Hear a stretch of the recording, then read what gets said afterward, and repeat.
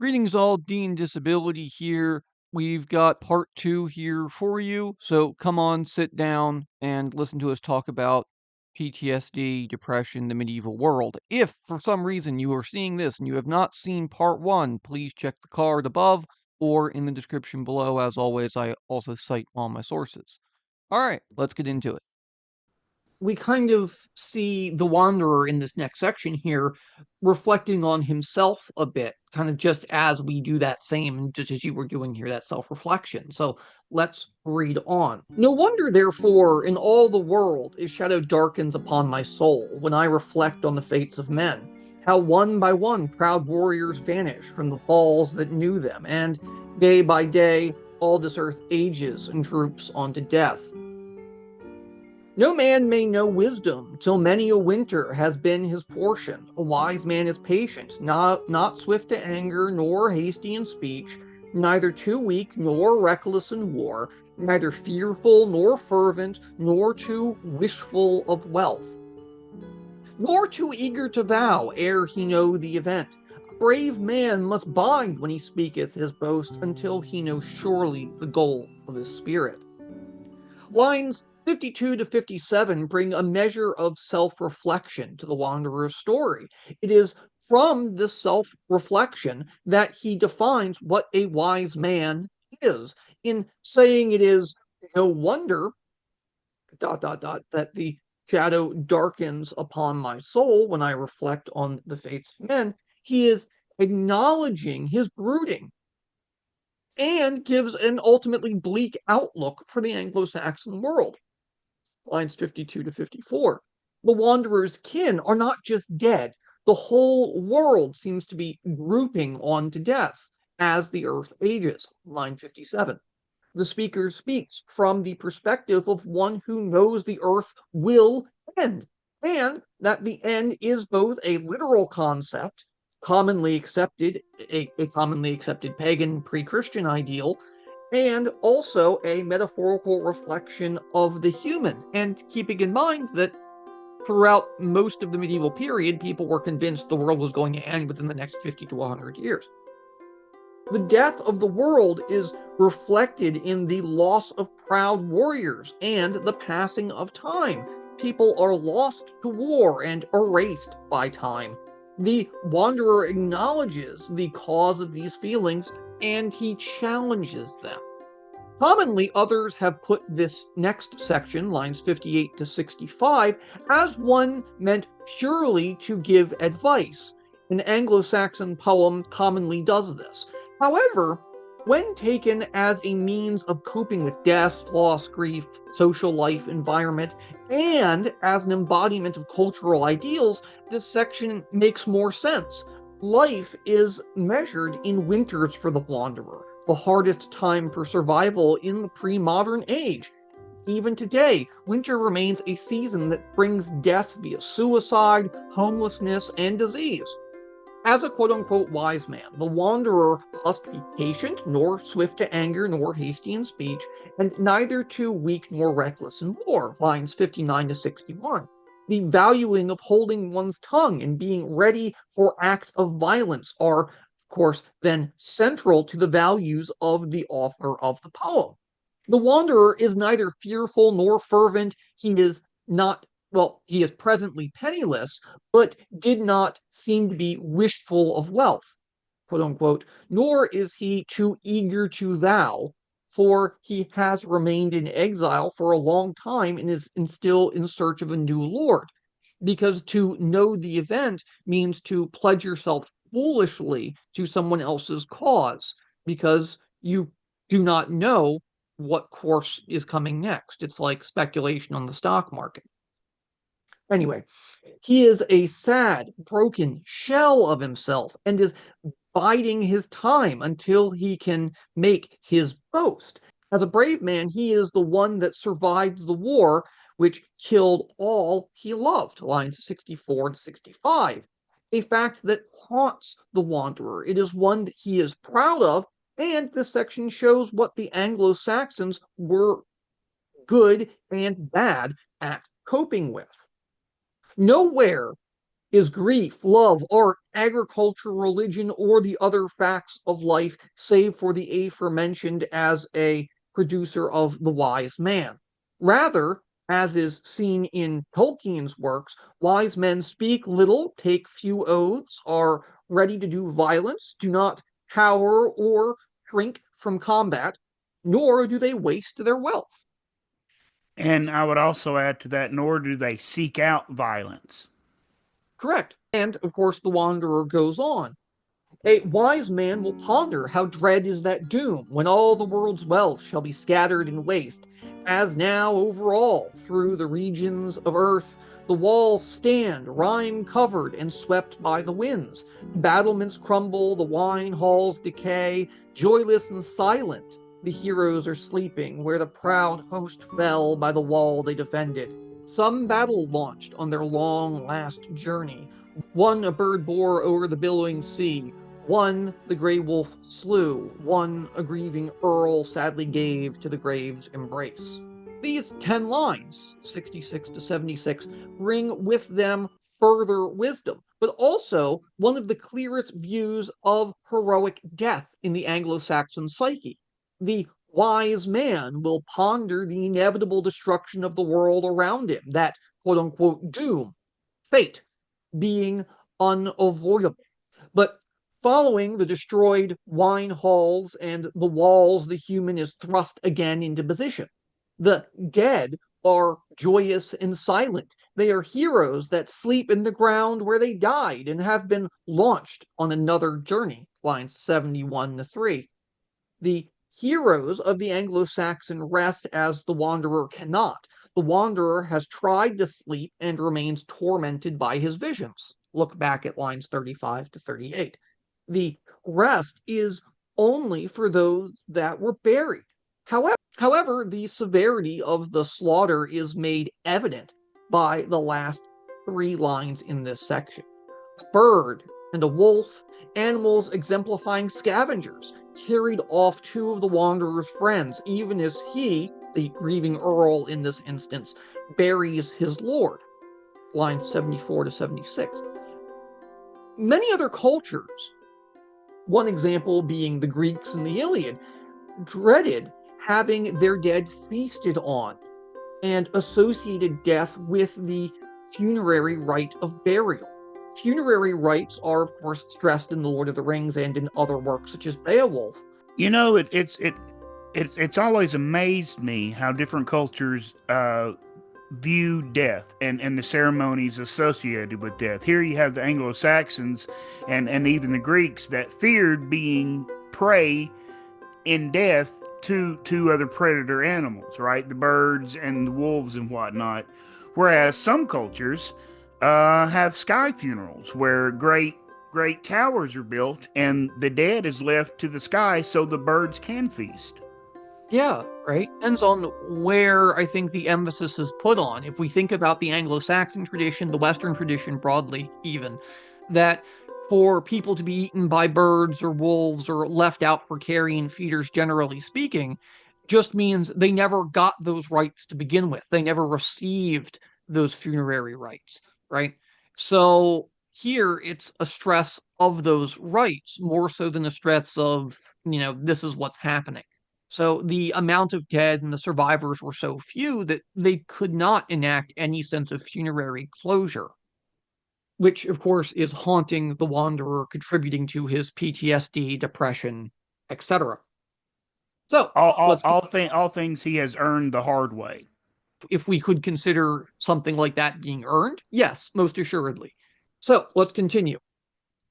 The warden of men hath wasted this world, till the sound of music and revel is stilled, and these giant built structures stand empty of life. He who shall muse on the mouldering ruins and deeply ponder the darkling life must brood on old legends of battle and bloodshed, and heavy the mood that troubles the heart.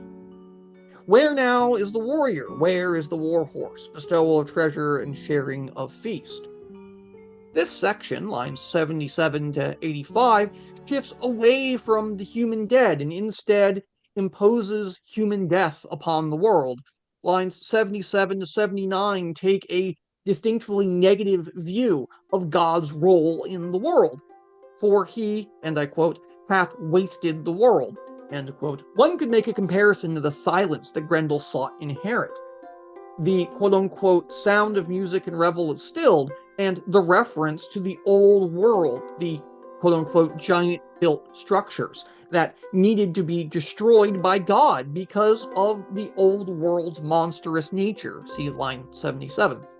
The absence of the warrior, the war horse, and the other values of a warrior elite, the deaths the wanderer is pondering through these rhetorical questions are reflected by the environment and in, of course, Anglo-Saxon culture. It is in moldering ruins and old legends that Anglo-Saxons reflect on the past as an oral tradition. In a very real sense, their way of life is one obsessed with death. And lines 79 to 81 reflect this. The thanatological ethos becomes more evident in the next lines as well. You know, when a person faces their own mortality, and when younger people that may be watching, you've got your whole life ahead of you. Your mortality is not foremost in your mind. But when you hit my age, which is incredibly old man, you start to look at your mortality and you start to look at life differently. And I think this poem at this point really shows that human aspect very well. Well, then, let's see what these thanatological ethos lines are. Alas, the bright ale cup, the armor clad warrior, the king in his splendor, those days are long sped. In the night of the past, as if they never had been, and now remains only for warriors' memorial a wall wondrous high with serpent shapes carved. The wanderer breaks his rhetorical brooding with a lament. He finally cries, alas, for what he has lost, and externalizes his pain as he kept it locked in his spirit chest, as we see in lines 86 to 88. However, the lament does not stop there, as the wanderer reflects on the physical nature of the funerary sites. The wall with serpent shapes carved is a funerary monument. The mention of it here gives a glimpse into the importance of graveyards, monuments, death, and their role in memory for the Anglo-Saxons. Further, Thompson, see description for citations, suggests that the collective noun Duguthe, I guess, makes it not just a single wall, but a collection of monuments. Whether the wanderer is abandoning his positions to find faith in God, as Thompson suggests, is unclear, but the lament for what has been lost is keenly felt through these possessions as an embodiment of the memories of his friends. And it's very interesting that he brings up this line where it shows the importance, as you were saying, it shows the importance of monuments that we build for the dead, whether they're a headstone, a memorial, even a pot of ashes of someone that was cremated. And it's the reason why humans do that is because as human beings, we're so afraid of forgetting those we've lost. And so we build monuments as a physical reminder. Totally off topic. Go ahead. It's okay. Um, you're right, though. It is this sense of permanence that is even still being washed away by weather and time, as we shall see. Returning to the text, storms of ash spears have smitten the earls, carnage of weapon and conquering fate. Storms now batter those ramparts of stone, blowing snow and the blast of winter enfold the earth. Night shadows fall, darkly lowering from the north, driving raging hail in wrath upon men. The role of nature is once again centralized as an embodiment of hostility in lines 91 and 97. The battle is referred to as a storm of ash spears, that natural storms now batter the remains of his home, the ramparts, lines 91 to 93. The world seeks to erase what has happened with ice and snow, just as the wanderer is trying to move on from the pain. The erasure is both good and bad. Earlier, the wanderer lamented the loss and destruction of those monuments to the forces of nature. But now he is caught in that same wrath as the monuments of his kin are. See lines 94 to 97. The raging hail was threatened earlier. See line 42, which seems to have set in, and the personification of wrath puts the storm as an act of God in the Anglo-Saxon mindset. Line 97. The natural world was central to the lives of the Anglo-Saxons.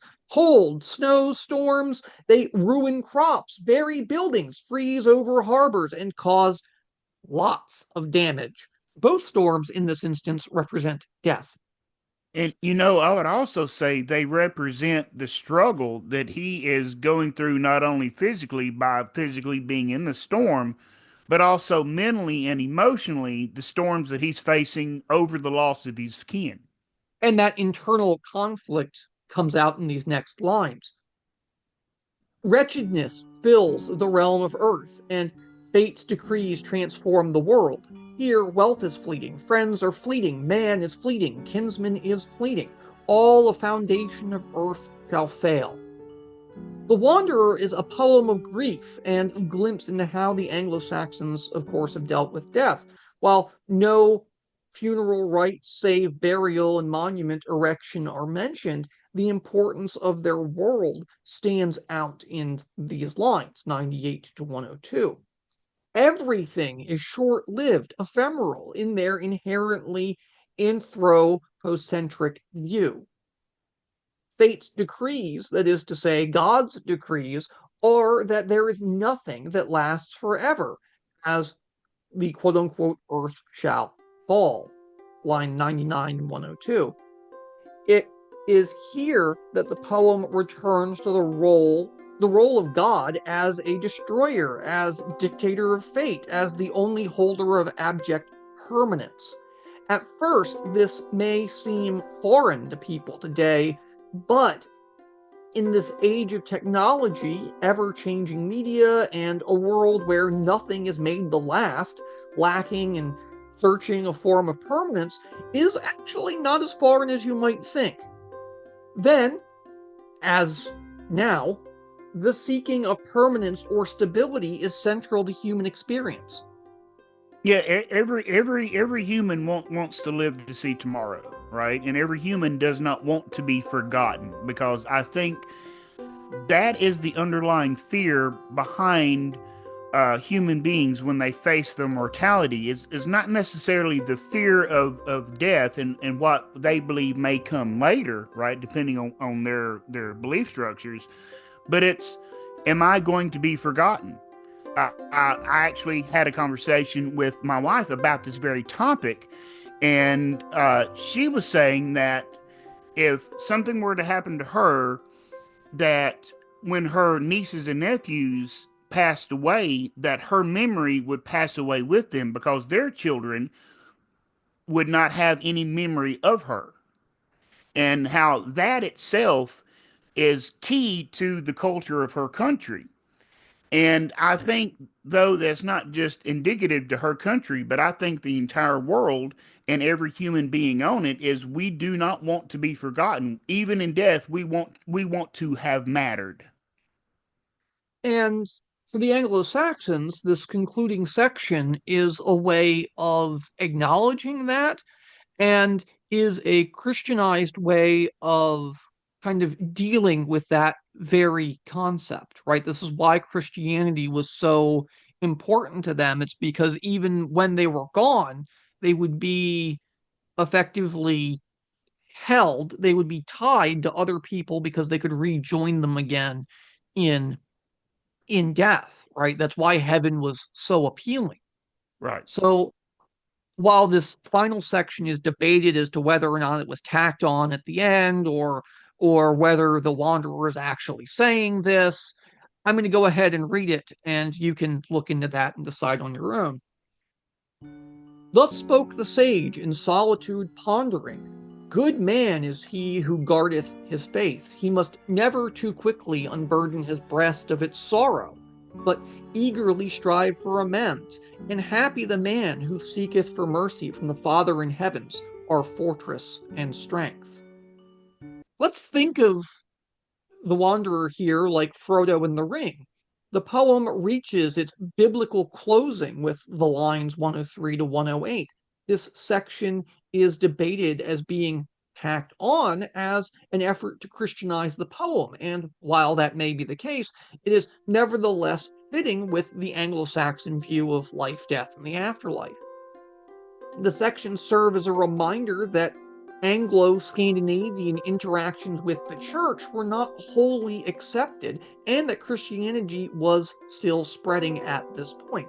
The multiple depictions of fate and God, much like the monuments before, serve as a multi-layered metaphor. They have many interpretations that would have been apparent to the Anglo-Saxon listener of the poem. This quote unquote strive for amends speaks to the problem of revenge killings, such as those in Valin's or Wayland's saga. Added on or not, the Anglo-Saxon view of God was certainly different, and the Wanderer offers a martial glimpse into those differences and what they looked like. God was a waster of worlds and also a fortress to shelter men from that destruction, even if that shelter was, of course, only in heaven. See line 108. Thus, in the end, the poet stresses the need for forgiveness, a contrary idea on the surface to a wanderer who has lost everything due to violence. However, the wanderer, like many who survive a desperate struggle, simply wishes to just move on. Tolkien's characters seek a similar peace at points in the novels, and it is to those, right, that I suggest you turn, and that if you leave a comment, I'm happy to visit and really shell out my thoughts and relationship between, of course, the Tolkien and the Wanderer. If you want to see that, please, I'd like to hit, maybe 30 likes or so on this video. And the reason why their view of God would be different from another region of Europe is because before Christianity was introduced, you had Odin, right? Odin was he would make people fight. There were stories of Odin wandering around, and he would make people fight in a field to see who was the strongest, to know who he could take to Valhalla, right? And then in death, at a battlefield, the Valkyries would come in and would take the valiant up to Valhalla as the sanctuary to train for Ragnarok, right? So it's as someone that was an ex preacher or a retired preacher, I guess you'd say. Um, it's always amazed me how culturally all over the world their customs and their basis of their religious beliefs stay the same. Only the names of their gods change. Well, I think that's a topic that would require far more revisitation, and probably when it comes to Valhalla and Odin, we should probably leave that up to Jackson Crawford. But nonetheless, if it's a topic of interest, and if you like this peek into the world of the medieval disability studies and cultural studies, at least leave a like, as I said before. Tell us what you think about the Wanderer and his advice, and let's see if it still holds up today. Take it easy. Well, and when we think of the Wanderer as kind of a concluding point here, this is a view into disability. This is a view into long-term depression, long-term PTSD. You could even include hallucinations, and with this, with some of the earlier scenes, this is a view into how a pre-modern society deals with these long-term psychological or mental illnesses, right? Right.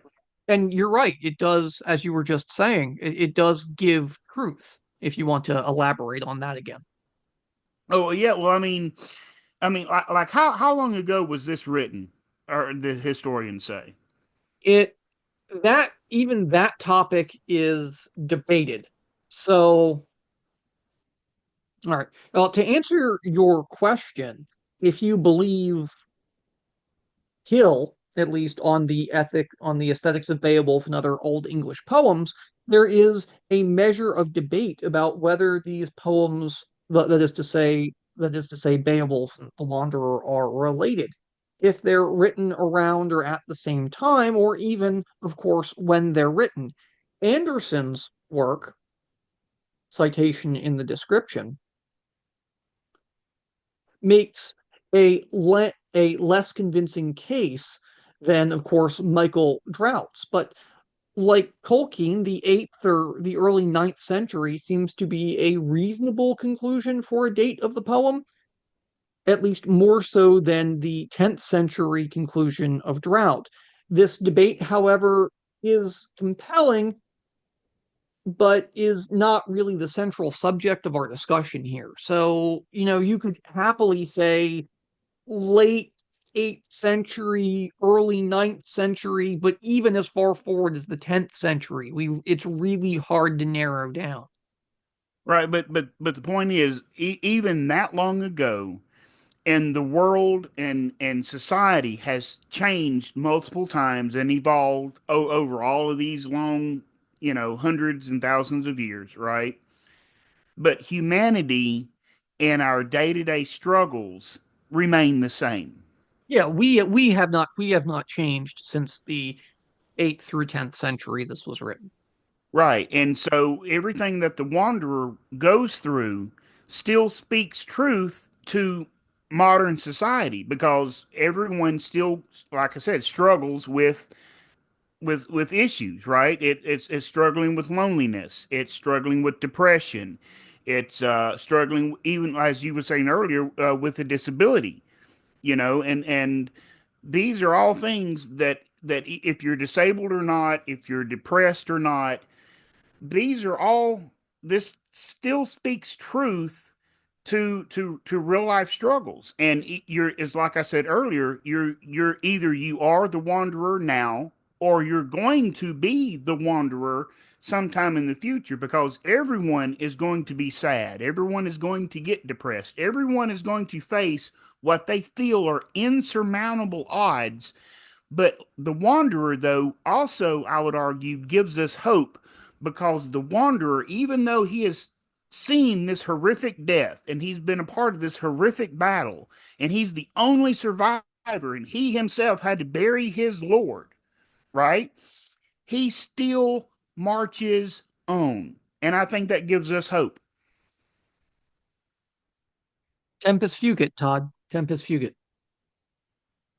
And Gesundheit. All right, y'all. Thanks for this little postscript here. If you hung out and saw it, take it easy.